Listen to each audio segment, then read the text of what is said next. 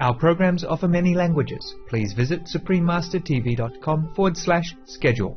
Nos programmes offrent plusieurs langues. Veuillez visiter suprememastertv.com/schedule. Nuestros programas ofrecen varios idiomas. Visiten suprememastertv.com/schedule. Nossos programas oferecem vários idiomas. Acesse suprememastertv.com/schedule. हमारे कार्यक्रम पेश किए जाते कई भाषाओं में कृपया देखें suprememastertv.com/schedule。我们的节目提供多种语言，请看 suprememastertv.com/schedule。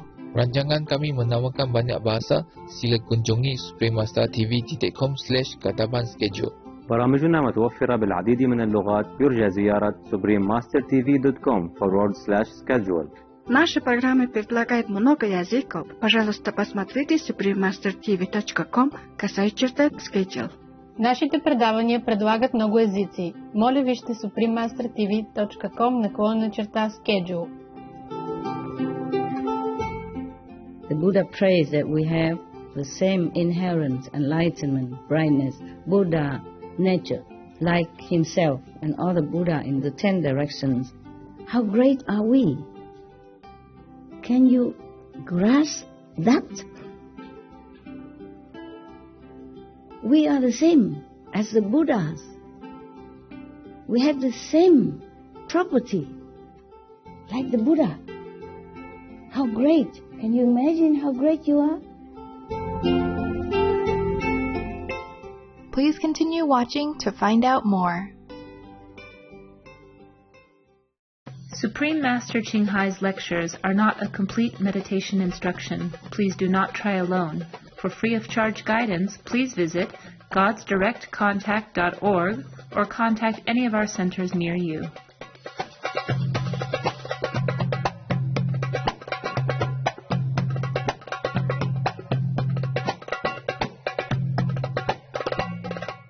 Today's episode will be presented in English with subtitles in Arabic, Aussies, also known as Vietnamese, Chinese, Czech, English, French, German, Hindi, Hungarian, Indonesian, Japanese, Korean, Malay, Mongolian, Belgian, Polish, Portuguese, Punjabi, Romanian, Russian, Spanish, Telugu and Thai.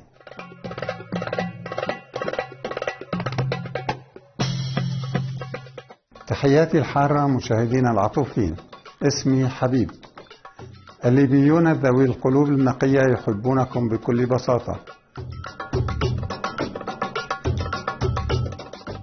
ليبيا بلد ذو تاريخ طويل وغني، يقع في شمال أفريقيا، تنتشر على طول الساحل الأبيض المتوسط آثار قديمة من التراث الروماني اليوناني، المواقع الأثرية مثل لبيتس ماجنا، لبدي العظمى، صبراتا وشحات سيرين.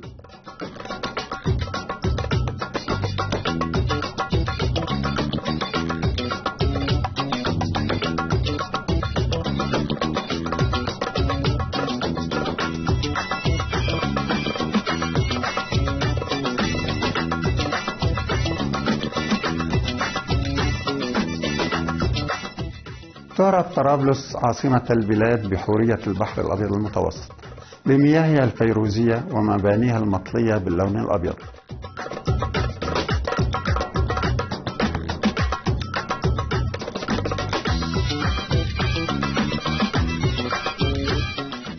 لا تزال المدينة القديمة في طرابلس تتمتع بالكثير من ملامح العالم القديم، حيث نجد متحف السرايا الحمراء مع ساحات بلاط القصر الفسيحة والكثيرة.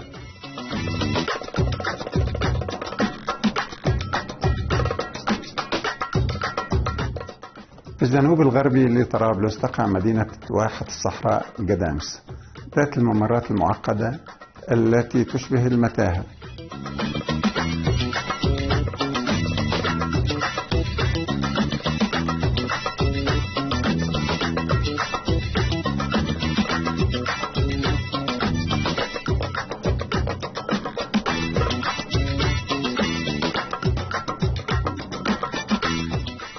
تعرف قبائل الصحراء باسم البدو، الذين يعيشون حياة بدوية ولأنهم يرتدون أثوابا تدعى الجلباب مصبوغة باللون النيلي يطلق عليهم أحيانا الشعب الأزرق.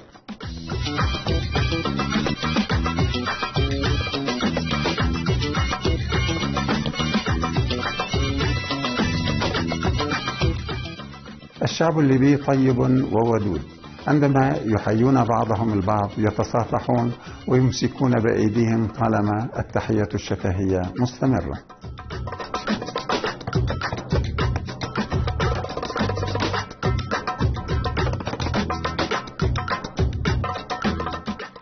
مشاهدينا الرائعين، من دواعي السرور مشاركتكم موجز عن ليبيا المثيرة. ندعو الله أن يكون كل من الجمال والفضيلة هديتكما من الله.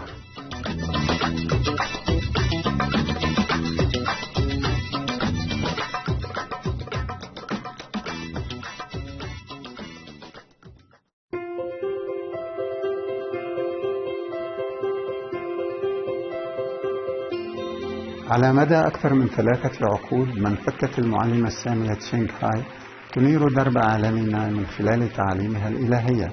كمعلم حقيقي تمنح المعلمة طريقة الكوان ين بالتأمل لأولئك التواقين لاكتشاف طبيعة الله داخلهم وتحقيق التحرر الأزلي من دوامة الحياة والموت خلال حياتهم. طريقة الكوان ين مورست من قبل سائر المعلمين المستنيرين أمثال بوذا، كونفوشيوس، والجورو ناناك، ويسوع المسيح، لاو تزو، الإله كريشنا، الإله مهافيرا، والنبي محمد صلى الله عليه وسلم، والعديد غيره. إنها تؤكد أنه بذكرنا الحثيث لله والتضحية من أجل الآخرين وعدم انتهاك القوانين الكونية سنصل لأعلى مرتبة يمكن أن يبلغها بشر وندرك الهدف من وجودنا على هذه الأرض. المعلمة السامية تشينغ هاي هي مثال حي واستثنائي للرحمة، فهي تقوم بانتظام بتقديم المساعدات العينية والمالية فضلا عن المحبة للاجئين والمشردين والمتضررين من الكوارث الطبيعية وسواهم ممن يحتاجون للغوث. المعلمة السامية تشينغ هاي ممتنة بشدة لله تعالى على كل المساعدات المالية والمواساة والدعم الذي يقدم للمحتاجين والأقل حظا أو لأي قضية نبيلة طوال هذه السنوات بوصفها أداة متواضعة تنقل رحمة الله ومحبته لأبنائه الغاليين. المعلمة السامية تشينغ هاي تتلقى الدعم والمحبة من مختلف المنظمات ووسائل الإعلام والحكومات والأفراد فضلا عن العديد من الجوائز، منها جائزة لوسي للسلام عام 2006 وهي تضاهي جائزة نوبل للسلام في الشرق، جائزة القيادة الروحية العالمية في عام 1994، جائزة مهافير في عام 2008، وتم الإعلان عن يومي 22 فبراير و25 أكتوبر يوم المعلمة السامية تشينغ هاي، ومواطنة فخرية في الولايات المتحدة الأمريكية إلى آخره. وقد كرمت على مر السنين بمنحها العديد من الجوائز وأوسمة الشرف تقديرا لأعمالها الخيرية والإنسانية المتميزة.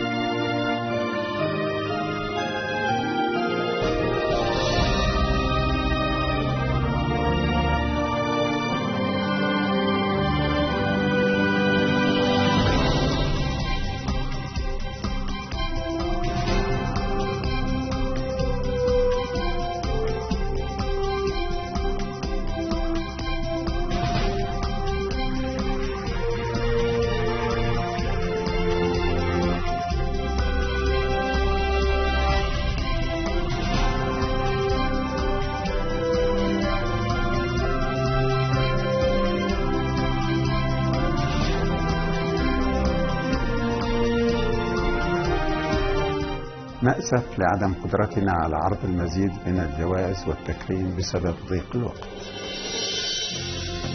وكصوت حقيقي يدافع عن أصدقائنا الحيوانات الجميلة، المعلمة سامية تشينغهاي تشجع على اتباع النظام الغذائي النباتي المفعم بالمحبة والسلام، الذي من شأنه إيقاظ الوعي الإنساني لمدى قدسية الحياة بكافة أشكالها، وصولا إلى عالم مجيد تعمه النباتية ويسوده التناغم، حيث الحيوانات والبشر يعيشون في وئام.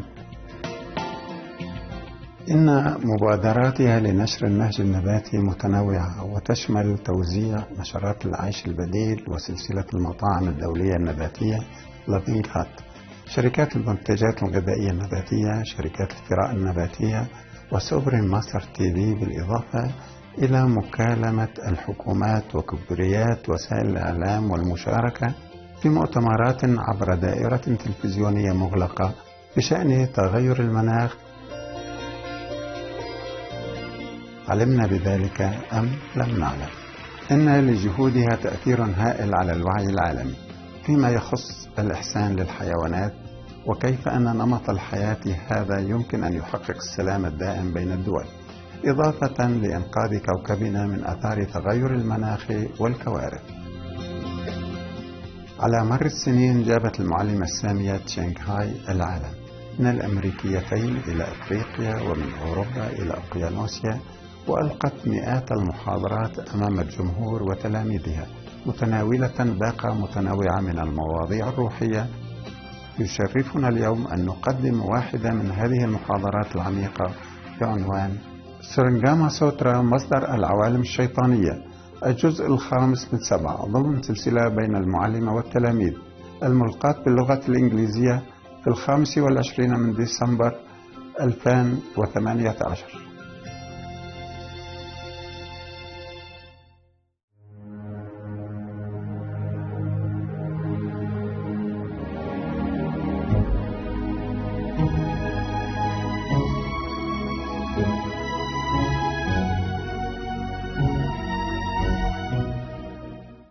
I tell you one story about a king, even jealous with an elephant. Yeah, his own elephant.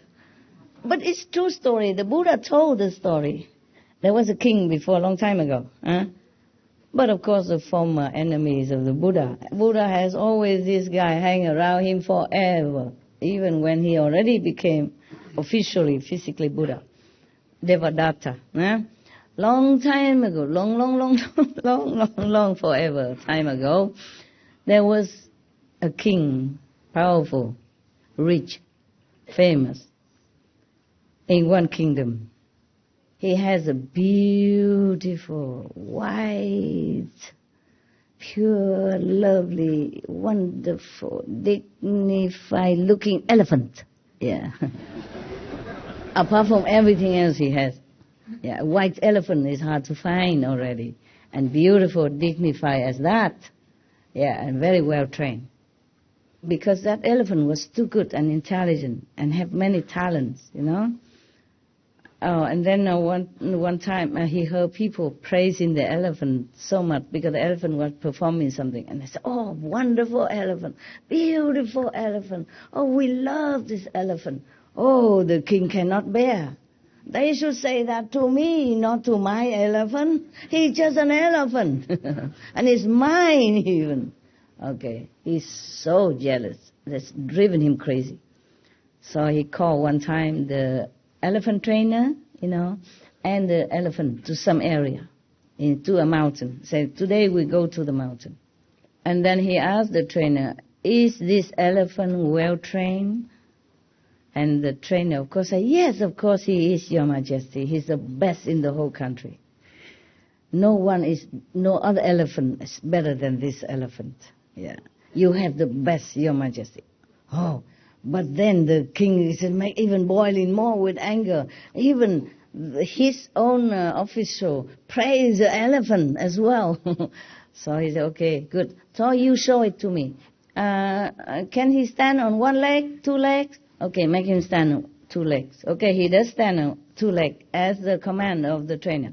Can he stand on 1 leg? Yes, he can stand on 1 leg. Fine. And then And then he make him go all the way on the top of the mountain and tell him, can he now stand on 2 front legs on top of the mountain?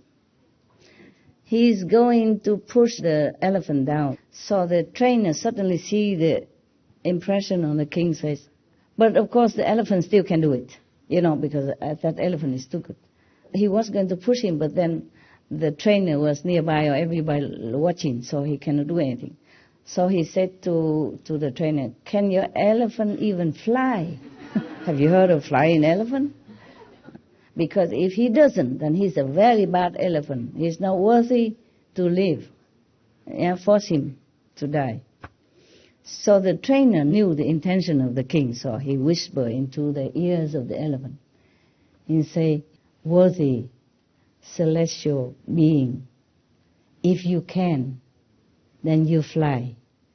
Fly away from here, because the king's going to kill you. You are in danger now. Use your power if you have. I know you are a special elephant. You are very best, and you are very pure. If you can fly, just fly.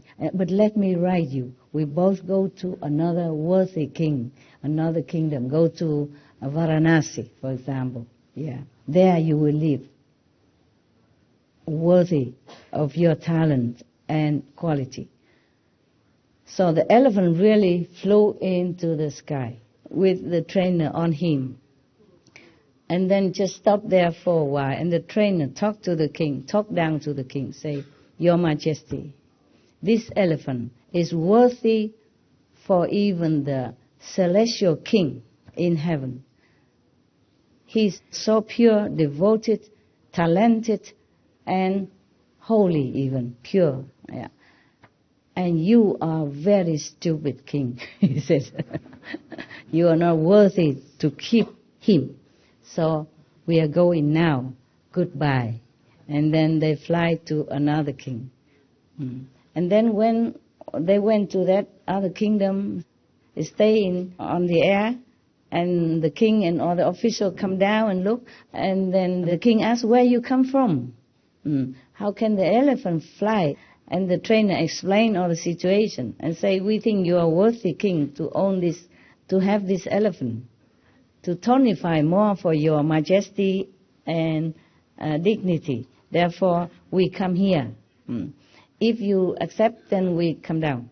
The king said, oh, welcome, welcome. Oh, how lucky, how lucky. How beautiful elephant. How wonderful. We are really, really would like to welcome you. So they landed. Even king, jealous with his own elephant. Just like I'm jealous with my dog. Imagine. Because the dog can speak English. And people praise him. Would I do that? Would you do that? No, you would feel proud, right? You would feel happy, or glad, or surprised, maybe, but not jealous with a dog who is talented and intelligent, right? See, told you. So, even a king can be jealous with such an innocent animal only, and his own elephant. How would any other king be jealous with a master who even more, glorious, more praised and more worshipped than that elephant? That's why many masters die, in such a tragic because of that. Because not all of them are prince, But even then, like Bodhidharma, he was also prince from India. But, well, at least they don't kill him. They did not kill Bodhidharma, they just did not listen. And one of the king also did not listen. And because the king invited him, hearing all his good name, to invite him to his court and asked him, boasting, oh, I built many temples, for the Buddhists. I make offering and take care of many monks. How much merit do you think I have? Bodhidharma said, no, none, nothing. So, of course, the king did not like that. The king talked in just a very normal way, egoistic way, in the very low level of understanding about karma, merit, and spiritual progress, But Bodhidharma, he talked from the point of the Buddha, of an enlightened person. So the king could not capiche. The king only know one part of Buddhism, but don't know every other part of Buddhism. But he thinks he know everything. He only hear one sentence or maybe one part of the book saying, oh, if you make temple for the monks and worship the Buddha, then you have immense merit. But if you do that with worshiping attitude, with sincere reverence of really love and respect for the teaching of the Buddha, then perhaps you have merit. You have to have pure heart in doing that. This king, he did that, counting merit already by each temple he built, or by every monk that he makes some little this rice and food offering. Well, how much can that be? A king can afford more than that. So, because he can afford, so he said, does that. Out of greed, Not only you become a king already very high in worship, he still want the merit from Buddha and count it. Give some monks some food, build some temple, and thinking he's a big shot. And he want Bodhidharma, clapping hands. Wow, incredible, you king, incredible. So the king didn't like it. And later the other advisor enlightened him, tell him why, and then the king feels sorry, invited him back, send a big army to impress him, bring him back. He don't go back. Too late. Yeah? But at least he was a prince of India, you see, so the king did not chop him. Yeah, because if you go against the king's dignity, talk against the king and degrade him like that, say you do all that, but you have nothing. That means contradict the king. At those times, mean you have no respect for the king. You look down upon the king. You degrade the king. Then you are chop. You're going to be chop. Your head going somewhere, your body goes somewhere else. So at least he was the prince of India, and the king feels that, okay, maybe he should not chop him because of diplomacy with India, maybe, or because he feels unthreatened by Bodhidharma, as he was a prince and he left his kingdom. So the king of China at that time, Liang Wuti, doesn't feel threatened, like, okay, maybe this guy come from India trying to snatch my throne or something. So he just let him go. Thank God for that, huh? How many masters would have had that luck, talking against the king like that? Jesus have not done anything yet. He wasn't even born. The king's already chased to kill him. That's why his parents had to run away even in such a high pregnancy already and give birth on the way, you see, in the manger of the animals. And he doesn't live long after that even. Only 30 some years, and then he has to leave in such a tragic way. You see how dangerous some government can be if they are not enlightened, if they are too possessive of their power, yeah, or abusive also. Oh God, it's a calendar. Otherwise you wouldn't understand why, how come all the most masters are being killed. The Sikh gurus also being killed because of the Mongol king at that time. The king at that time just cannot bear the adoration from their disciples. Yeah, they worry about their power. The same. Even without saying anything, the subtle reason are like that. Okay? The Buddha prays that we have the same inherent enlightenment, brightness, Buddha nature, like himself and all the Buddha in the 10 directions. How great are we? Can you grasp that? We are the same as the Buddhas. We have the same property like the Buddha. How great. Can you imagine how great you are?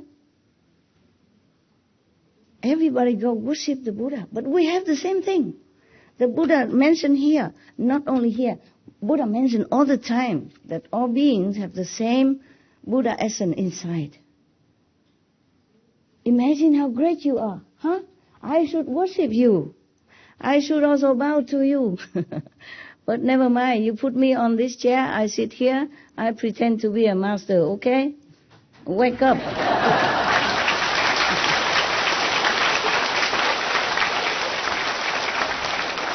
Wake up.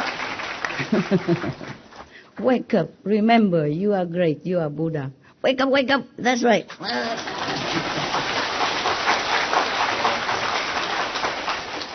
If you're Buddha, don't do silly things.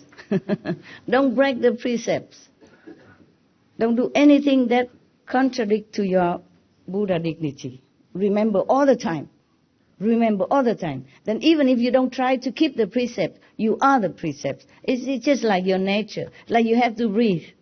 And you forget that you're breathing. Your heart is beating, but you don't know that the heart is beating. Then you can tell me, Master, I'm a Buddha. Not 7, 8 level. I don't care what level. Remember, the Buddha said that you have exactly the same quality.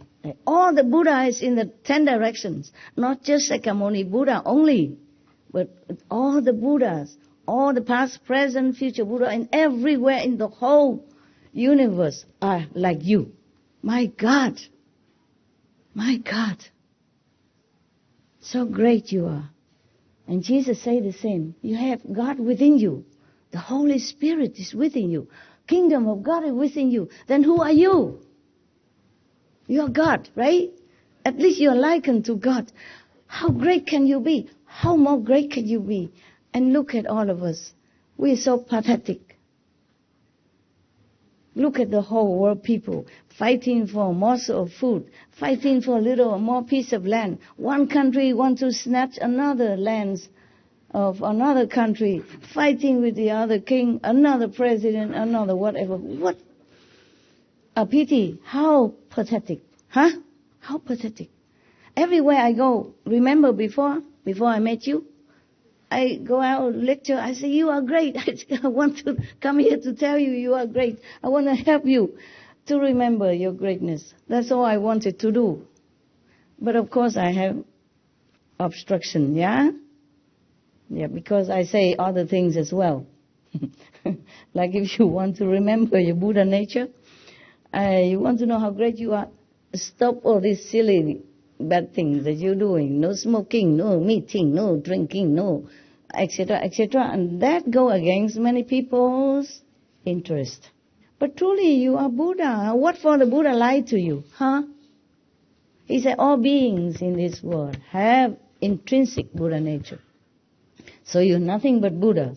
Yeah? So if I call you Buddha, small Buddha, young Buddha, or Buddha, it's okay. Huh? I hope you realize that. Because just saying that or listen to me, listen to Buddha is useless to you.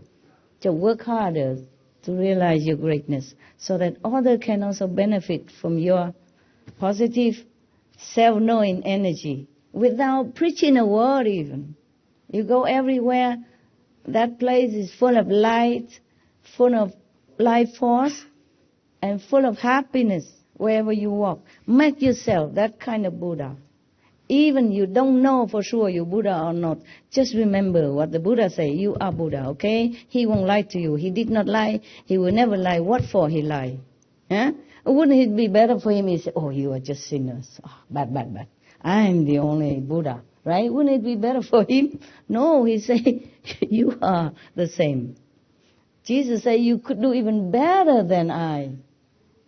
All the masters tell you same thing. Of course, but when they teach the disciple, they have to chastise them sometime because they follow their own mind, habits, brainwashing system. Make them believe they are this, they are that, and they have to do this in order to prove it. Just like boys don't cry. Boy cry is weak. And then now they even scandalize you. If you don't smoke, you're not cool. You know, you cannot join the body club in the school. Harming so many innocent youths, for example. So it is really pitiful. Really, sometimes I am alone in the night and I feel so sorry for everybody. And then killing each other and killing the innocent and feeling there's nothing wrong with that. While you are a compassionate Buddha inside and you don't let your Buddha wake up, You don't try to find a way to wake up your Buddha. And then just let the outside or the Maya, the demons cheat you and make you do silly things and bad things and just degrading you further. Even after you practice, they still after you. If you're not vigilant, okay? That's what the Buddha was talking about here.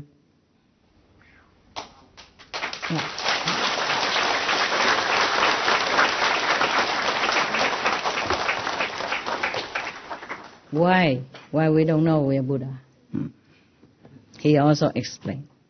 The compassionate Buddha tells us everything. Due to the fault of false thinking. Yeah, what I told you. Huh? People teach you to do this, do that. Even just like boys don't cry. If the boy cries, he's sissy. Or woman like, or gay even. And, accusing you. All kind of things. You can cry as much as you want. Why not? It's natural of us to feel sad, to feel joy. When we're happy, we laugh. When we're sad, we cry. So what? Whose business? It's us, our emotion. We are made this way. When we cry, we don't harm anybody. When we laugh, we don't harm anybody. So why is that if you cry, you're weak? Okay? Why crying is reserved for us women only? You cry because something touched you.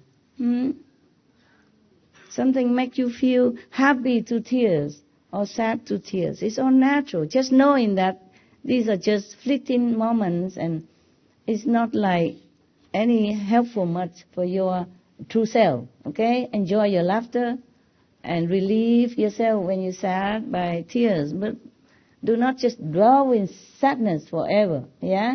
And do not indulge in some time of nonsensical entertainment forever. But concentrate on the true path practice. Okay? Okay, so the Buddha said, due to the fault of false thinking and confusion about the truth, infatuation arises and makes your confusion all pervasive. Consequently, an emptiness appears. Worlds come into being as that confusion is ceaselessly transformed. Therefore, the lands that are not without outflows, as numerous as motes of dust throughout the 10 directions, are all created as a result of confusion, dullness, and false thinking. Imagine that. Except the Buddha's land, every country or even planet created which have thought, which is not perfect, are all from the false thinking of the beings. Then it spring all out. Therefore, all the countries or the planets except the Buddha's land are full of imperfections and trouble because it sprung out from false concept. That's what Buddha means. You should know, the Buddha talking, you should know that the space created in your mind is like a wisp of cloud that dots the vast sky. How much smaller must all the worlds within that space be? Okay. In your mind, sometimes because of your wishy-washy or sometimes you are not really awake while you meditate, you see something. But even then, compared to the reality of this scenery inside, are just like a speck of dust. Least of all, the other world outside, within that space, and all the so-called materialized worlds outside. It is all from the false thinking that everything comes out. The Buddha said, even if one person among you finds the truth and returns to the source, then all of space in the 10 directions is obliterated. How could the worlds within that space fail to be destroyed as well? Sometimes we meditate and we see that word. But then when we realize the truth, then all this scenery and false appearance disappear. So the Buddha asked, how can this illusionary world not be destroyed? It's the same, it's all illusion.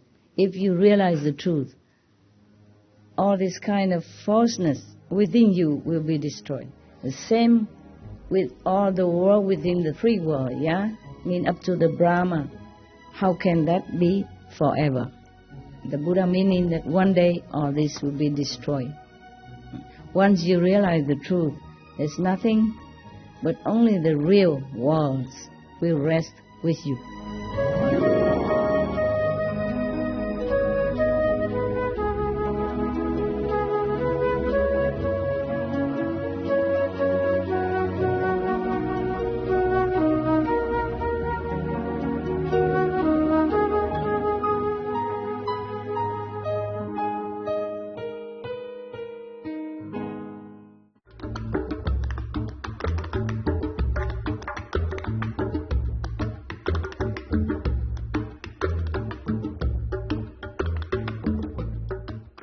مشاهدينا الظرفاء، شكرا لانضمامكم إلى برنامج اليوم بعنوان سورينغاما سوترا، مصدر العوالم الشيطانية، الجزء الخامس من 7 ضمن سلسلة بين المعلمة والتلاميذ.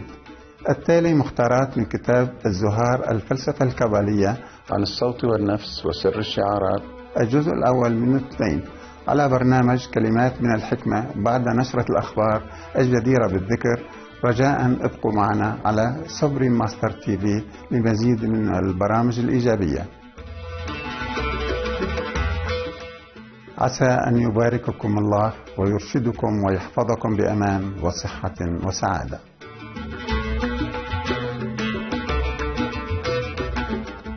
Adorable viewers, thank you for joining us for today's program entitled The Surangama Sutra, The Origin of Demonic States, Part 5 of 7, on Between Master and Disciples. Coming up next is selection from the Zohar Kabbalistic philosophy on the sound, the soul, and the mystery of the Logos, Part 1 of 2. On words of wisdom right after noteworthy news. Please stay tuned to Supreme Master Television for more positive programming. May Allah bless and guide you, keeping you safe, healthy and happy. Our programs offer many languages. Please visit suprememastertv.com/schedule and suprememastertv.com/BMD.